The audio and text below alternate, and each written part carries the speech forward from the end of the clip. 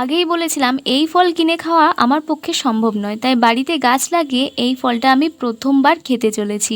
আর এখনও পর্যন্ত আমি কিন্তু জানি না যে এই ফলের ভেতরে গোলাপি রয়েছে না সাদা। আর কেটে দেখার পর আমি দেখলাম কি একদম কিউট সা পিঙ্ক কালার। আর দেখো ফলটার মধ্যে সেই কালো জিরের মতো দানা দানা যে বীজগুলো সেগুলো রয়েছে।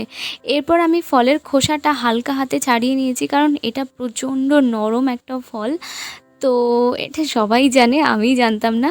তো আমিও এটা আজকে জেনে নিলাম। তো এরপর আমি এটা ছুরি দিয়ে 4 টুকরো করে কেটে নিয়েছি। আর কেটে নেওয়ার পর তো আরও সুন্দর দেখতে লাগছিল। তো এরপর আমি এই ফার্স্ট টুকরোটা আমার মাকে টেস্ট করালাম, মায়ের তো দারুণ লেগেছে। আর এরপর আমি টেস্ট করলাম, আমি তো সুপার এক্সাইটেড ছিলাম যে এটা আমি কখন খেতে পাবো। তো আমার দারুণ লেগেছে। ভিডিও ভালো লাগলে লাইক কমেন্ট শেয়ার আর সাবস্ক্রাইব করে পাশে থেকে। দেখা হচ্ছে নেক্সট ভিডিওতে। বাই।